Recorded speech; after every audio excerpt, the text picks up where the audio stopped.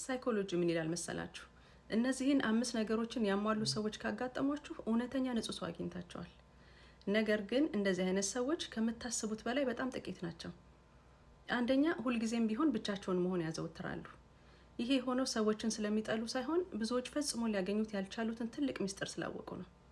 ይኸውም እውነተኛ ሰላም በብቸኝነት ውስጥ የበለጠ ረጭ ያለ ለስላሳና እውነተኛ መሆኑን ነው። ማንም በማያቸው ጊዜ እንኳን በማንነታቸው ሙሉ ለሙሉ ስለሚተማመኑ የሰዎችን ስብስብ አይፈልጉም። ሁለተኛ፣ ስለ ሁሉም ነገር አብዝተው ያስባሉ። ስለ ህይወት፣ ስለ ሰዎች፣ ስለሰሯቸው ስህተቶች፣ ስለ ልብ ስብራት አይምሯቸው ነገሮችን ከመተንተን አንድ ቀን አያርፍም። ሁሉንም ነገር ሌሎች ከሚያስተውሉት በላይ በጥልቀት ይሰማቸዋል።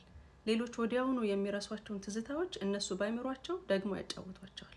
ሶስተኛ፣ ሰዎችን እንደተከፈተ መጽሐፍ ያነቧቸዋል። በአንድ እይታ ወይ ደግሞ በአንድ አረፍተ ነገር ብቻ የእናንተን እውነተኛ ፍላጎት፣ ሀሳብ ቀድሞ ይረዳሉ። ገና ንግግራችሁን ሳትጨርሱ የባህሪ መለዋወጥን፣ የድምጽ ቃና መቀየርና የተደበቁ ነገሮችን የማንበብ ልዩ ተሰጥኦ አላቸው። አራተኛ፣ ሰዎችን በቀላሉ አያምኑም። ይሄ የሆነው ልበ ደንዳና ስለሆኑ አይደለም፣ በጣም ብዙ የሰዎችን ጭንብል ስላዩ ነው።